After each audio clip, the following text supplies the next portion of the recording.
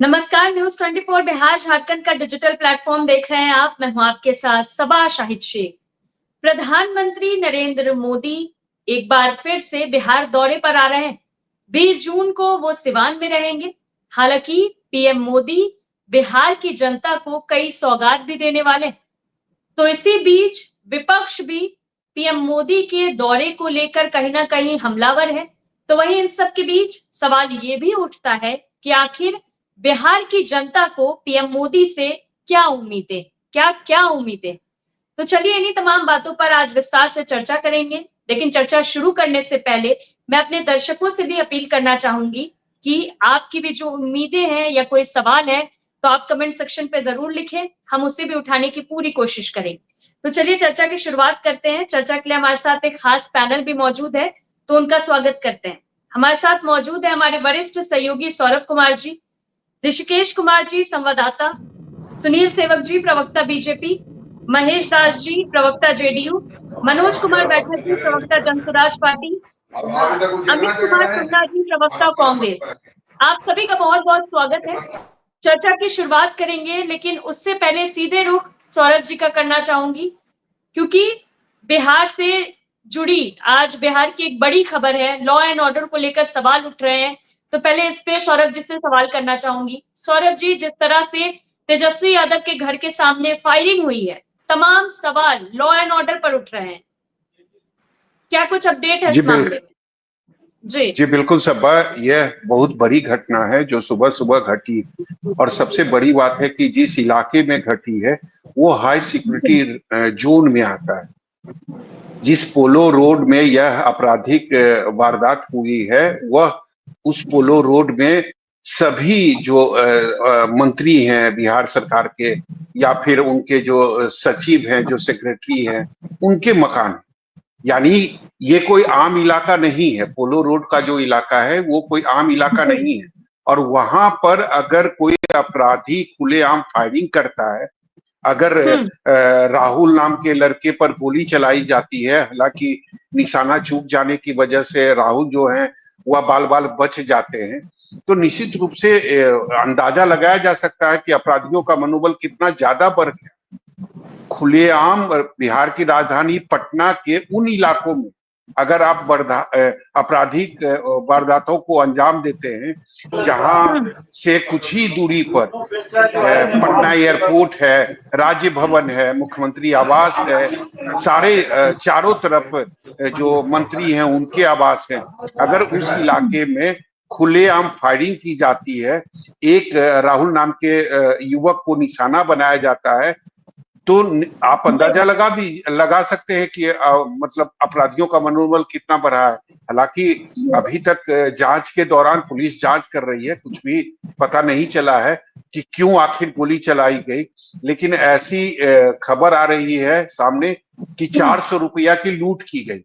यानी राहुल जो कि एक ड्राइवर है, वो ड्यूटी पर जा रहा था, अपराधियों ने उसको रोका, उससे छीनताई करने की कोशिश की। 400 रुपया उसके पॉकेट में था, उसको छीना और उसके बाद वह जो राहुल था वह भागने लगा, तो अपराधियों ने उस पर गोली चला दी। हालांकि निशाना चूक गया जिससे राहुल की जान बच गई। तो सारे जो खबर है, सारी जो खबर है वह बहुत ज्यादा कुछ समझ में नहीं आ रहा। 400 रुपए के लिए अपराधी वहां खुलेआम फायरिंग करते हैं। हालांकि अब उस पर एक तरीके से कहें तो राजनीति भी शुरू हो चुकी है। नेता प्रतिपक्ष ने कहा क्योंकि उनके सरकारी आवास के ठीक सामने ये आपराधिक वारदात घटी है, तो तेजस्वी ने दो महत्वपूर्ण सवाल खड़े किए। तेजस्वी ने कहा है कि गोलियां चली है या चलाई गई। निश्चित रूप से एक बहुत बड़ा सवाल है। और दूसरा सवाल तेजस्वी ने यह कहा है कि इसको जंगल राज अगर नहीं कहेंगे तो फिर क्या कहेंगे। और ये सारी चीजें तब हो रही है जब आज पटना के एसएसपी ने अपना पदभार संभाला है। कार्तिकेय के शर्मा आज अब से कुछ ही घंटे पहले उन्होंने अपना पदभार संभाला। और निश्चित रूप से पिछले 6 महीने में बिहार की राजधानी पटना में जो आपराधिक घटनाएं बढ़ी है, उससे बहुत ज्यादा परेशान थे मुख्यमंत्री नीतीश कुमार। और इसीलिए कई अधिकारियों का तबादला किया गया, या यूं कहें कि पटना में जो भी बड़े पुलिस अधिकारी थे सबको बदल दिया गया। आज सुबह ही मुख्यमंत्री 10:30 बजे सैकड़ों वाहन, 500 से ज्यादा जो चार 4 व्हीलर गाड़ियां थी उसको हरी झंडी दिखाकर उन्होंने रवाना किया। वो इसलिए कि वो पुलिस के पास जाएगी और पुलिस को काम करने में, ड्यूटी करने में आसानी होगी, अपराधियों को पकड़ने में आसानी होगी। और उसके बाद राजधानी का ये हाल है, तो सवाल तो उठेंगे ही। और जो विपक्ष के तरफ से सवाल उठाया जा रहा है वो मुझे लगता है बिल्कुल जायज सवाल। चलिए ठीक है सौरभ जी, फिर आपका रुख करेंगे तो सीधे आज के टॉपिक पे आते हैं। तो सीधे रुख करना चाहूंगी हमारे संवाददाता ऋषिकेश जी का। ऋषिकेश जी, पीएम मोदी 20 जून को सिवान दौरे पर आ रहे हैं, जनता को क्या क्या उम्मीदें हैं पीएम मोदी से? ऋषिकेश जी म्यूट है, अनम्यूट कर लीजिए जी। आपको आवाज मिल रही है हमारी? जी जी, आवाज मिल रही है, बोलिए। देखिए, प्रधानमंत्री कल सिवान आ रहे हैं और 10,000 करोड़ रुपए की सौगात बिहार को अलग अलग जगहों पर देंगे। ये सिर्फ सिवान में एक रैली वो जरूर कर रहे हैं, लेकिन इस सिवान के अलावा आप आरा, सासाराम, बक्सर, भोजपुर, पटना का दीघा, कंकड़बाग, भागलपुर, ये वो जगह है जहां पर सब जगहों पर सीवेज ट्रीटमेंट प्लांट लगने हैं, सीवेज सिस्टम को दुरुस्त करना, और कहीं पे 200 करोड़, कहीं पर 250 करोड़, कहीं पर 300 करोड़। जो लाभार्थी हैं, जो प्रधानमंत्री आवास योजना के तहत तकरीबन 7,500 लोगों को घर मिलना है, उसका तकरीबन 500 करोड़ है। और एक जो माइलस्टोन है कल के प्रधानमंत्री के बिहार दौरे का, जिसमें पहली बार मेक इन इंडिया और मेक इन बिहार का जो लोकोमोटिव इंजन है बिहार के छपरा के मढ़ौरा से, जिसकी पहली खेप जानी है साउथ अफ्रीका के गिन्नी को, उसका वो शुभारंभ करेंगे, उसको हरी झंडी दिखाएंगे। वंदे भारत है पटना से गोरखपुर जाने के लिए, उसको हरी झंडी दिखाएंगे। लेकिन ये बिहार चुनाव का आगाज है, प्रधानमंत्री का सिवान दौरा। अब से 3 महीने के बाद कभी भी चुनाव की तारीखों का ऐलान होगा, और चाहे आप हाल के दिनों में, इसीलिए केंद्र का बिहार पर सबसे ज्यादा जोर है, और केंद्र से जितनी ज्यादा से ज्यादा राशि का आवंटन बिहार को कर सकती है केंद्र, उस तरीके की योजनाओं को किया जा रहा है। तो प्रधानमंत्री का कल सिवान दौरा सिर्फ और सिर्फ एक राजकीय कार्यक्रम नहीं है, बल्कि उसमें कई सारे योजनाओं का ऐलान है, लेकिन एक पॉलिटिकल कार्यक्रम है जहां से विधानसभा चुनाव का आगाज होना है। 10,000 करोड़ की सौगात कल प्रधानमंत्री बिहार को देंगे अलग अलग जगहों पे, जिसमें कई योजनाएं हैं, जिसमें नया रेलवे का जो लाइन है उसको करना है, देवरिया से लेकर पटना के बीच में, वो एक है 28 किलोमीटर का। 2 महत्वपूर्ण रेलवे का, एक वंदे भारत देंगे, एक लोकोमोटिव इंजन को वो समर्पित करेंगे। विदेश में पहला ऐसा निर्यात होगा। बिहार आलू और बालू के लिए जो बिहार जाना जाता था, अब लोकोमोटिव इंजन के प्रोडक्शन के लिए जाना जाएगा। 150 इंजन की खेप जानी है। तो एक कोशिश है बिहार को राष्ट्रीय पटल पर लाने की, और इन सारे योजनाओं का सिर्फ और सिर्फ अभी एक ही जुड़ाव है, 3 महीने के बाद बिहार विधानसभा का चुनाव, जिसमें काफी कांटे की टक्कर बताई जा रही है। चलिए ठीक है ऋषिकेश जी, फिर आपका रुख करेंगे। सीधे रुख करना चाहूंगी बीजेपी प्रवक्ता सुनील सेवक जी का। सुनील जी, पीएम मोदी का ये 5वां बिहार दौरा होने वाला है, क्या कुछ सौगात मिलने वाली है जनता को? क्योंकि जनता को तो पीएम मोदी से बहुत उम्मीदें हैं। सुनील जी माइक म्यूट पे है, अनम्यूट कर लीजिए जी। अभी आप अपने संवाददाता महोदय से प्रधानमंत्री जी के कल सिवान का जो कार्यक्रम है और उस कार्यक्रम के दरमियान जितनी सारी चीजें की घोषणा वो करने वाले हैं, सभी चीज को उन्होंने विस्तार से बताया है। और जैसा कि आप जानती हैं कि प्रधानमंत्री जी का ये बिहार इधर 2025 में 5वां दौरा है, लेकिन टोटल 51वां दौरा इनका है, 51। ये आप समझ लीजिए कि मोदी जी के दिल में बिहार किस तरह से बसता है। वो साफ कहते हैं कि अगर विकसित भारत बनाना है तो विकसित बिहार बनाना ही होगा, और वो विकसित बिहार बनाने के लिए उनके पास जितने संसाधन हैं वो संसाधन में से ज्यादा बिहार को देने का काम कर रहे हैं। अभी आपने देखा होगा कि बजट का जब सत्र था और बजट में जो बिहार को मिला तो कांग्रेसी भी कहने लगे थे कि ये भारत का बजट नहीं बल्कि बिहार का बजट है। तो इस तरह से मोदी जी बिहार के प्रति, बिहार के जनता के प्रति अपना सारा कुछ देने को तैयार है, जिससे कि विकसित बिहार बने, और विकसित बिहार बनेगा तो विकसित भारत कहलाने में भारत भी गर्व अनुभव करेगा और बिहार भी गर्व अनुभव करेगा। बिहारी तो करेंगे ही करेंगे। चलिए ठीक है सुनील सेवक जी, फिर आपका रुख करेंगे, सीधे रुख करना चाहूंगी कांग्रेस प्रवक्ता अमित कुमार टुन्ना जी का। अमित जी नमस्कार। पीएम मोदी का बिहार दौरा है, सौगात मिलने वाली है जनता को, फिर सवाल क्यों उठ रहे हैं? नहीं, चुनावी वर्ष है। पिछले 12 साल में बिहार को कितना पीएम मोदी याद किए वो समझ रहे हैं। ये बोल रहे हैं कि डिजिटल इंडिया, डिजिटल बिहार की बात कर रहे हैं, और हमको लगता है डिजिटल क्राइम बढ़ रहा है। पीएम मोदी के यात्रा के पहले अमित जी को छोड़कर बाकी लोग कर लीजिए। जी अमित जी, पीएम जी के यात्रा के पहले माने सरकारी आवास के बाहर पूर्व डिप्टी सीएम के घर के बाहर गोली चलता है, वर्तमान मंत्री के बाहर गोली चल रहा है। ये जंगल राज किस टाइप का, ये तो पता है। ये विकसित बिहार की बात कर रहे हैं, बिहार अभी तक याद नहीं आया। ये 10,000 सौगात की बात कर रहे हैं, 10,000 करोड़ बांटेंगे, तो ये पिछले 4 साल पहले क्यों नहीं, अभी 25 में ही क्यों बांटने की बात कर रहे हैं? ये कॉपी पेस्ट कर, क्योंकि राहुल जी की बिहार का दौरा बढ़ा है तो इनको डर समा गया, इसलिए लगातार ये बिहार आ रहा है। उसके बाद 51 बार बोलते बिहार आए, गिना दे कब 51 बार आए। आने से नहीं ना, बिहार को दिए क्या पिछले 12 साल में, ये तो बता दे। चलिए ठीक है। अभी हमको लगता है कि इस बार चीनी मिल का चाय जरूर पी लेंगे सिवान आ रहे तो, जो उन्होंने वादा किया था। सीधे रुख करना चाहूंगी जेडीयू प्रवक्ता का महेश दास जी, जवाब दे दीजिए।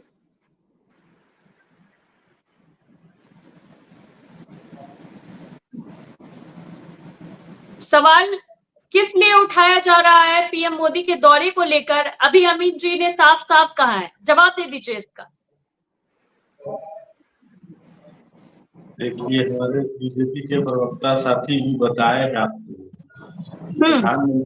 प्रधानमंत्री जी बिहार आ रहे हैं तो निश्चित तौर पर बिहार के लिए कुछ न कुछ उपहार लेके आ रहे हैं। और आपके चैनल के संवाददाता भी बताए हैं कि लगभग 10,000 करोड़ का घोषणा वो करने वाले हैं। तो विपक्ष के लोग तो क्या पता है, विपक्ष का लोग तो हमेशा, अगर इस साल में जब से नीतीश कुमार जी बिहार में सत्ता में आए तब से काम कर रहे हैं। ये उसी सड़क पे चल के उसी बिजली का उपयोग करके सरकार को पोषना है, तो इनका तो खैर कुछ कहना नहीं है। बताइए ना, प्रधानमंत्री जी तो तब से आ रहे हैं जब इनके राहुल गांधी जी बिहार में एक दौरा भी नहीं किए थे। ये इन लोगों का बिहार के प्रति क्या सोच है। और प्रधानमंत्री बिहार आते हैं और बिहार को सौगात दे रहे हैं, तो ये कहते हैं कि आते हैं, चुनाव आ गया है इसलिए आ गए हैं। जब बजट बनता है और बिहार को उसमें स्पेशल एड्रेस किया जाता है तो इन लोग कहते हैं कि बिहार का बजट हो गया। ये देश का बजट नहीं, ये बिहार का बजट है। तो इस बौखलाहट से तो समझ में आती है कि बिहार में डेवलपमेंट का जो काम आदरणीय नीतीश कुमार जी के नेतृत्व में हो रही है, और केंद्र में मोदी जी की सरकार है, तो डबल इंजन की जो सरकार है, और डेवलपमेंट का जो एक रफ्तार बिहार में बढ़ रहा है, इससे इन लोगों के अंदर बेचैनी है कि आगामी चुनाव में इन लोगों को कुछ मिलने वाला नहीं है।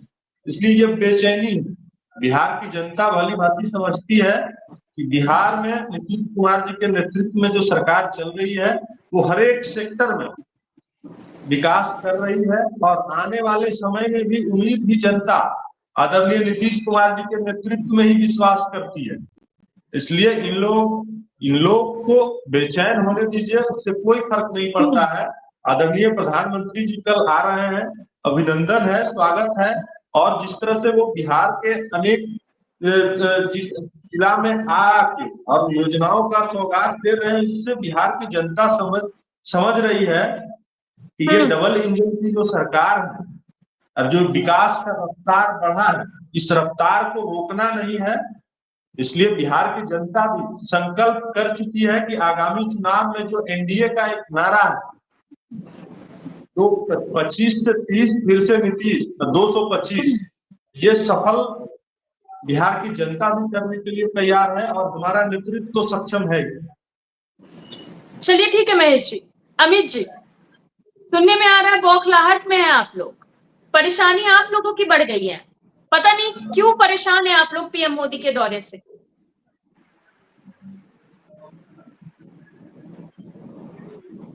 अमित जी म्यूट पे है, अनम्यूट कर लीजिए। बिहार के प्रति जो हमारे नेता या यूपीए 1 में जो सहयोग रहा है, जितना राशि यूपीए 1 में आई, आज स्वर्गीय Raghuvansh Babu rural development minister थे। आपको बता दें कि उस समय अभी क्या था कि 40% अगर कोई योजना आता है तो स्टेट को देना पड़ता है, 60% योजना केंद्र सरकार से आता है। और रघुवंश बाबू ने उसको घटा के 10% कर दिया था कि 10% बिहार का शेयर रहेगा, 90% केंद्र से आता था। ये बिहार के प्रति हमारे नेता का, हमारे लोगों का ये सोच था, यूपीए 1 का सोच था, यूपीए 2 का सोच था। और जब इनकी सरकार आई, सबसे पहले उसको हटा दिया गया वो नियम को। वो बिहार के प्रति कितना सजग है और कितना इन लोग को माने इंटरेस्ट वो दिखता है। अगर इंटरेस्ट रहता तो वही सिस्टम रहना चाहिए था, 10% बिहार देगा, 90% तो बिहार का डेवलपमेंट और होता। और जितना यूपीए 1 में बिहार की डेवलपमेंट हुई, क्योंकि केंद्र सरकार यूपीए 1 में इतना पैसा दिया और ऊपर से ये मार्जिन मनी घटा हुआ था कि काम उस समय हुआ। बिजली का काम भी राजीव गांधी के बिजली योजना था, जिसको केंद्र सरकार उस समय फंडिंग की, जिसके कारण मैक्सिमम काम हुआ। यूपीए 2 और 1 में जो काम हुआ बिजली का और प्लस सड़क का, वो बता दें इनके सरकार में क्या हुआ है। चलिए ठीक है, ठीक है। सीधा रुख करना चाहूंगी हमारे वरिष्ठ सहयोगी सौरभ कुमार जी का। सौरभ जी, पीएम मोदी का 20 जून को सिवान दौरा है, बड़ी सौगात देने वाले हैं जनता को, तो फिर आखिर विपक्ष हमलावर क्यों है, सवाल क्यों उठ रहे हैं? जी बिल्कुल सबसे बड़ी बात है कि ये चुनावी साल है। प्रधानमंत्री का दौरा हो या फिर गृह मंत्री अमित शाह का दौरा हो, यहाँ राजनीति होगी ही।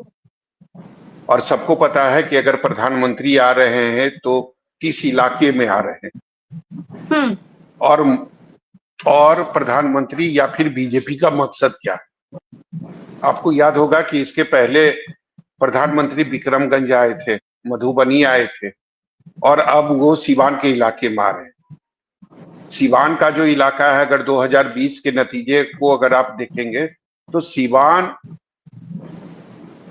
जो जिला है उसमें करीब 8 विधानसभा क्षेत्र आते हैं और मात्र 2 पर एनडीए की जीत हुई थी। यानी 6 सीटें जो थी वो महागठबंधन के खाते में गई थी। और सीवान से सटे जो जिले हैं, चाहे गोपालगंज की बात करें या फिर सारण की बात करें, अगर तीनों जिले को मिला दिया जाए तो करीब 24 विधानसभा क्षेत्र। और सीवान की अगर बात करें तो निश्चित रूप से मुस्लिम और यादव की संख्या जो है वो काफी ज्यादा है। और हमेशा से सीवान जो है वो शहाबुद्दीन का कह सकते हैं या फिर महागठबंधन का गढ़ रहा है। सीवान से सटे गोपालगंज है, लालू प्रसाद यादव का गृह जिला माना जाता है जी। तो नजर जो है वो 24 विधानसभा क्षेत्र पे है। क्योंकि सबको पता है, एनडीए को भी पता है कि जो मुस्लिम है या जो यादव है वो उनके तरफ नहीं आएंगे।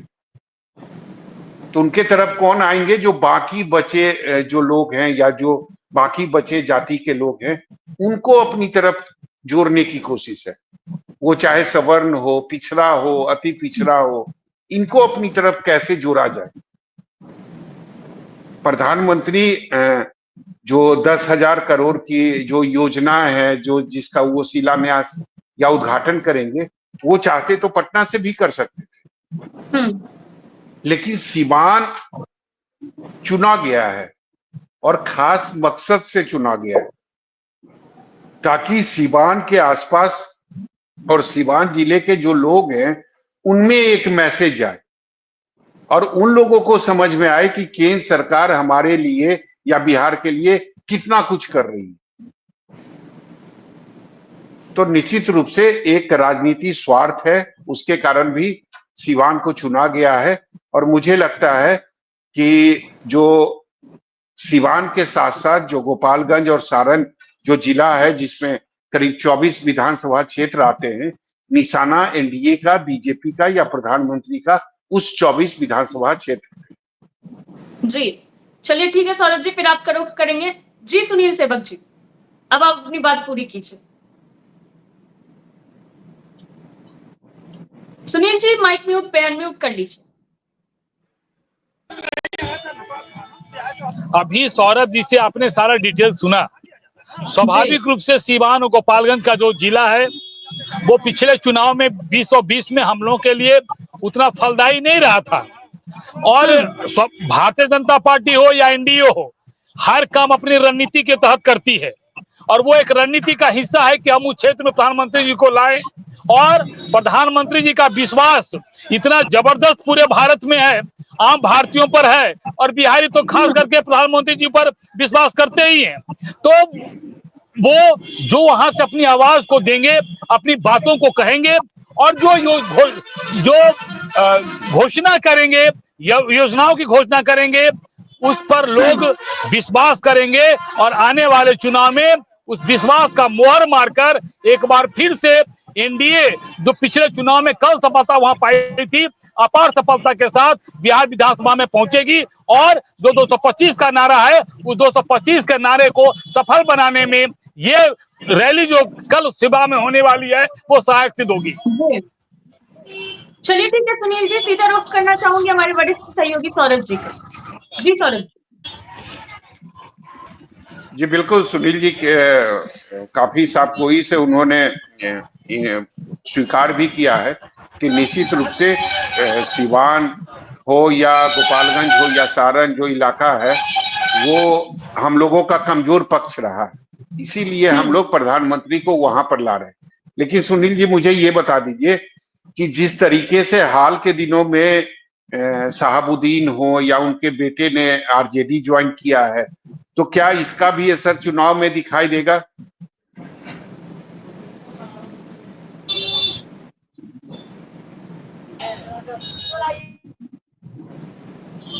सुनील जी आप म्यूट पे हैं। जी हम आवाज। हाँ सौरभ जी, सब आप देखिए, आपका प्रश्न जायज है कि सिवान में यादव और मुसलमानों की संख्या बहुत ज्यादा है और आरजेडी खास करके उसको अपना पुश्तैनी वोट मानती है। लेकिन समय अब बदल रहा है। अब जिस तरह से लालू प्रसाद यादव जी ने अपने कार्यकर्ताओं के साथ बेरुखीपन दिखाया, उनका जो व्यवहार था वो कार्यकर्ताओं को निराश किया है और इस बार कार्यकर्ता उसका बदला लेंगे। कार्यकर्ता को जो समझते हैं कि वो मेरा मतलब एक तरह से क्या कहा जाए पॉकेट में है, उस बार इसका जवाब मिलेगा। क्योंकि इस बार की बेरुखी लालू प्रसाद जी की खास करके बहुत हृदय पर चोट पहुंचाया है, आरजेडी के कार्यकर्ताओं पर, मुसलमान भाइयों पर, यादव भाइयों पर। और यही वजह है कि इस बार यादव मुसलमान भाई भी इस चीज को गांठ बांध लिए हैं कि इस का बदला लेना है। इस तरह का जो उन्होंने व्यवहार कार्यकर्ताओं के साथ किया है उसका बदला लेकर उनके होश को ठिकाने लगाना है। चलिए प्रमोद जी आ गए हैं, वही जवाब देंगे। प्रमोद जी, अगर आपने सुना होगा सुनील जी का, तो उनका कहना है कि लालू प्रसाद यादव ने जो किया है जनता इस बार सबक सिखाएगी, चाहे वो सिवान की जनता हो, सारण की जनता हो या फिर गोपालगंज की जनता। हो गया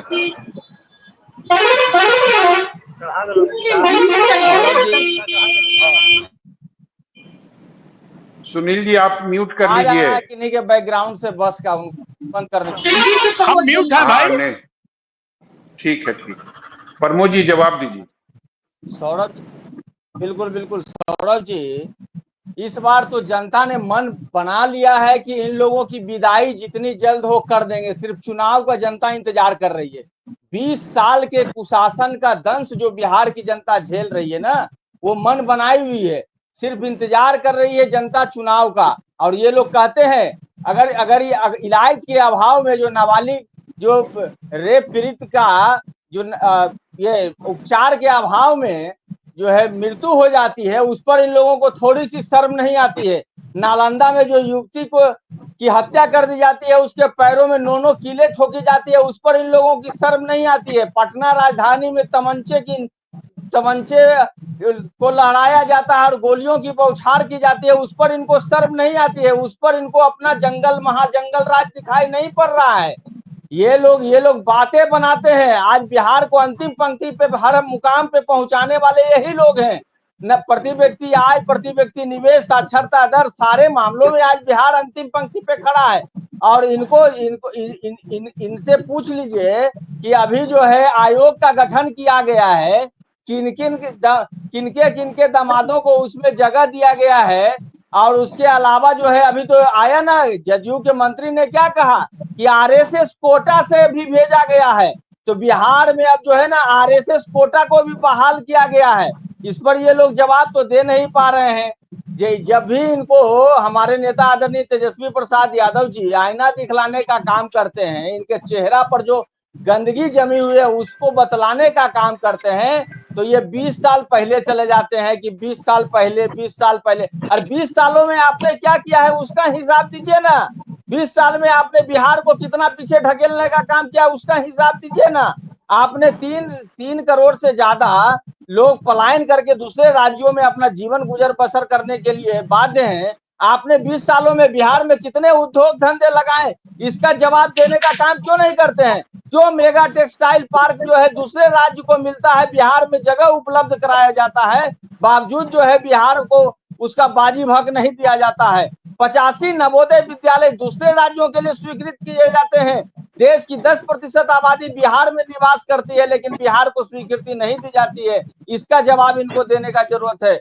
इसके अलावा 28 नवोदय विद्यालय दूसरे राज्यों के लिए स्वीकृत किया जाता है, बिहार को नहीं स्वीकृति मिलती है। इसका जवाब इनको देना होगा। माननीय प्रधानमंत्री आ रहे हैं बिहार, वो बतलाने का काम करे ना कि बिहार को उन्होंने 11 वर्षों की इस डबल इंजन सरकार में क्या देने का काम किया है, कितने उद्योग धंधे लगाने का काम किए हैं। सिर्फ वायदा और जुमला बतलाने का काम करते हैं। कहते हैं अगली बार जब हम आएंगे तो चीनी मिल से उत्पादित चीनी का चाय बना के पियेंगे। कितने चीनी मिल को खोलने का काम किया है। उसके अलावा प्रमोद जी जवाब ले लेते हैं। कहते हैं कि यहाँ से हवाई अड्डा का निर्माण हो। महेश जी जवाब दे दीजिए। हंसी आती है कि आरजेडी के प्रवक्ता पलायन पे बात करते हैं, शिक्षा पे बात करते हैं, स्वास्थ्य पे बात करते हैं, जहां से इनका कोई वास्ता ही नहीं रहा। इनके समय में चरवाहा विद्यालय हुआ करता था। इनके समय में स्वास्थ्य की स्थिति ये थी कि वहां बकरी विद्यालय का कॉन्सेप्ट आपके समझ में आएगा क्या? दूसरे देशों में भी सराहने का काम किया था चरवाहा विद्यालय को। आपको नहीं ना समझ में आएगा। अरे आपको ये नहीं समझ में आएगा। गैया बकरी चढ़ती जाए, मुर्गियां बिटिया पीसीआर इनकी आवाज को नीचे करे। नहीं, पीसीआर इसकी आवाज को नीचे कीजिए। आदत हो गई आरजेडी वालों की। ये आपको नहीं ना समझ में बीच में क्यों चिल्ला रहे हैं? बीच में क्यों चिल्ला रहे हैं? एक मिनट, समझदारी का ठेका आप भी ले रखे हैं। शांत रहिए आप। समझदारी का ठेका आप भी ले रखे हैं। बीच में मत बोलिए, आप अपने समय बोलिए। शांत रहिए एकदम। अरे वाह, बीच में चिल को करने की आदत हो गई है। अरे 20 साल पहले चले जाते हैं। वर्तमान का जवाब दीजिए ना, वर्तमान में जवाब दीजिए। प्रश्न जदयू से है, आपसे तो है नहीं। वर्तमान पे क्यों नहीं आप बोल रहे हैं? जदयू हो चाहे भाजपा हो, वर्तमान पे क्यों नहीं बोलते? मैंने जो आप वर्तमान पर बोलेंगे कि भविष्य पर बोलेंगे, आपका क्या मतलब है? ऐसा नहीं मतलब है। वर्तमान हमको जो सूट करेगा वो हम। प्रमोद जी बोलने दीजिए। अगर 2-3 लोग एक साथ बोलेंगे तो किसी को समझ में नहीं आएगा कि कौन क्या बोल रहा है। महेश जी अपनी बात पूरी कीजिए। मैं वही बता रहा था कि ये शिक्षा स्वास्थ्य पे बात करते हैं, पलायन पे बात करते हैं। इनके समय में लोग बिहार छोड़ के चले गए थे। अगर उनके समय में हुआ, महेश जी अगर उनके समय महेश जी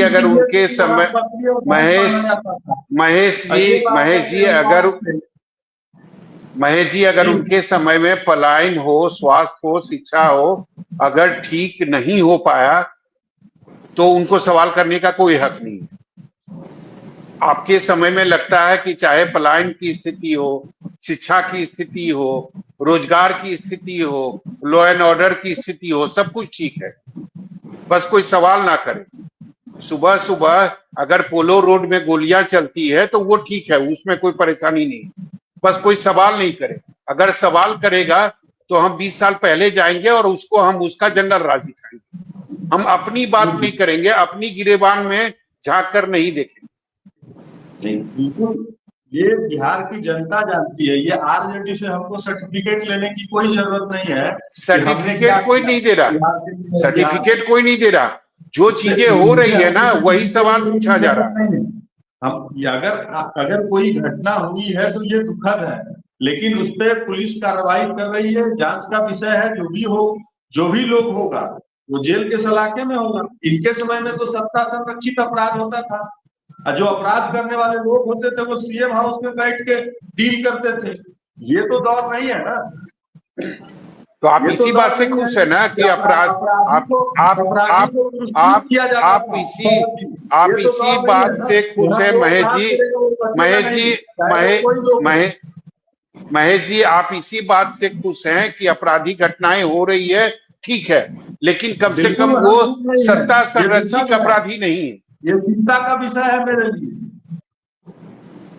ये आप कहिए ना कि ये चिंता का विषय है, ये तो आप कह ही नहीं रहे। चिंता का विषय है, इस पर सुधार किया जाएगा और जो भी लोग होंगे अपराधी, तो सुधार कब दिखेगा महेश जी? सुधार कब दिखेगा? आप तो केवल एसएसपी या जो भी है उनका तबादला कर रहे हैं, सुधार तो दिख ही नहीं रहा। पिछले 6 महीने में आप राजधानी पटना का लॉ एंड ऑर्डर देख लीजिए। मेंटेन करने के लिए जो भी फैसले लिए जाना चाहिए वो ले रहे हैं हमारे माननीय मुख्यमंत्री जी, इसमें कहीं कोई शक नहीं है। और जो भी असर नहीं दिख रहा, जो भी लोग होगा वो कोई नहीं बचेगा। ये असर नहीं दिख रहा, असर नहीं दिख रहा। आप भी जानते हैं कि बिहार कितने सुरक्षित हाथों में है। ये अलग विषय है, एका दुक्का घटना हो रही है, ये हमारे लिए चिंता का विषय है। हम इस पे सोच रहे हैं। चलिए प्रमोद जी, प्रमोद जी अपराधी बचेंगे, ठीक है प्रमोद जी, अपराधी बचेंगे नहीं। इक्का दुक्का घटना हो रही है वो हमारे लिए चिंता का विषय है, लेकिन वो सारे अपराधी भी जल्द ही सलाखों के अंदर जाएंगे। सौरभ जी, जब भी इनसे सवाल पूछिएगा ना तो ये एक ही रटा रटाया जवाब देंगे कि पुलिस अपना काम कर रहा है। सिर्फ घटना घटने के बाद ही अपराधियों को पकड़ना पुलिस की जवाबदेही और जिम्मेवारी होती है क्या? सरकार की जिम्मेवारी और जवाबदेही सिर्फ इतना ही कह देने से हो जाती है कि अपराधी कोई होगा उसको हम पकड़ लेंगे? जान माल की रक्षा और सुरक्षा की जवाबदेही किसकी है? प्रमोद जी थोड़ा हम लोग भटक गए थे। प्रमोद जी थोड़ा हम लोग भटक गए थे। आज हम लोगों का जो मुद्दा है, जो विषय है, वो प्रधानमंत्री की जो बिहार दौरा है उसको लेकर। मुझे ये बताइए कि कितना असर पड़ेगा, आपको क्या लगता है? अगर वो सिवान आ रहे हैं, सिवान में 8 विधानसभा क्षेत्र आते हैं, अगर 2020 की बात करें तो 6 विधानसभा क्षेत्र जो है वो आप लोगों के खाते में गई, तो इस बार वो समीकरण कुछ बदलेगा आपको लगता है? देखिए सौरभ जी, सबसे पहली बात तो है कि प्रधानमंत्री नरेंद्र मोदी जी बिहार आ रहे हैं, बार बार बिहार आ रहे हैं और बार बार आए, उससे हमको कहीं कोई दिक्कत परेशानी नहीं है। लेकिन जब वो बिहार आए तो बिहार नहीं, अगर 10,000 करोड़ की सौगात मिल रही है तो वो तो बिहार वासियों के लिए अच्छी खबर है ना सौरभ जी। ये जब भी आते हैं ना, पुराने लगातार बार बार जो जिन योजनाओं का कभी शिलान्यास होता है, कभी घोषणा होता है, उसी को पुनरावृत्ति करते हुए दिखलाने का काम करते हैं कि हम आए हैं तो इतना घोषणा करने का काम कर रहे हैं। आप देखिए ना, आप बिहटा एयरपोर्ट की बात कर रहे हैं ना, तो बिहटा एयरपोर्ट का तो जो जमीन का जो एक्वायर कर करके 2015 के बाद जो महागठबंधन 15 में जो महागठबंधन की सरकार बनी थी उसी समय उसका कर दिया गया था। आज 2025 है, तो ये जब भी आएंगे तो यही कहेंगे कि हम इतना 1000 करोड़ का सौगात लेके आ रहे हैं। और बिहार के लोगों का जो है बदलाव कहाँ हो रहा है? आज नीति आयोग की रिपोर्ट में बिहार अंतिम पंक्ति पे क्यों खड़ा है, ये बतलाने का जरूरत है ना। आज अपने ही प्रधानमंत्री नरेंद्र मोदी जी द्वारा जो 2014 में घोषणा किया गया, आज 2025 में भी उस पर अमल नहीं किया गया, तो आखिर क्या कारण है कि उस पर अमल नहीं किया गया? बिहार की जनता और बिहार की जनता के जन सरोकार के मुद्दे, बिहार की जनता की जो ज्वलन समस्याएं, 67% जो महिलाएं एनीमिया की शिकार है, उनको संतुलित आहार तक नहीं मिलता। राज्य की 2/3 आबादी जो है 10,000 रुपया से कम पर जीवन गुजर बसर कर रहा है। आर्थिक सर्वे के रिपोर्ट में ये बातें सामने आई है। तो आखिर ये वहां से जो ये कह रहे हैं कि हम बार बार इतना करोड़ का घोषणा कर रहे हैं, इतना करोड़ दे रहे हैं, जा कह रहा है। यही महागठबंधन की जब सरकार थी हमारा, जब 15-16 माह पहले, तो उस समय माननीय मुख्यमंत्री नीतीश कुमार जी कहते थे कि हमको केंद्र से कोई मदद नहीं मिल रहा है।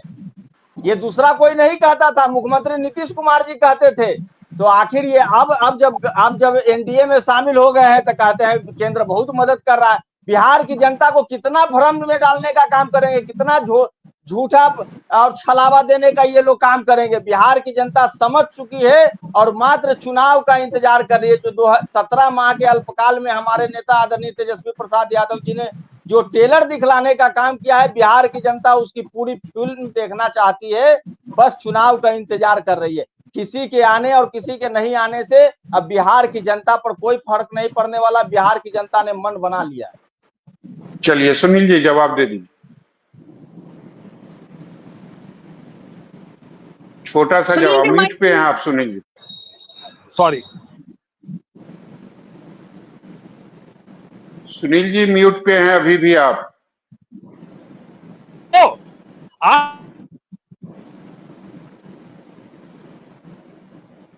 सुनील जी म्यूट पे हैं। सर ये म्यूट वहां से कर दिया जा रहा है आपका, हम तो ऑन कर रहा हूं। अरे नहीं आप हम लोग क्यों करेंगे? अगर हम लोग करेंगे तो आपको फिर बोलेंगे क्यों अनम्यूट करने। मैं ये कह रहा था कि प्रमोद जी जो अभी कह रहे थे कि प्रधानमंत्री जी आएंगे, स्वाभाविक रूप से इन लोगों को क्या अंतर पड़ेगा? ये तो विकास को अंधे के रूप में इन लोग हैं। विकास तो इनके लिए दुश्मन है। इन्होंने कभी अपने जीवन में विकास किया नहीं। इन्हीं के आका कहते थे, अरे गांव में सड़क चली जाएगी तो पुलिस पकड़ने आएगी तुमको।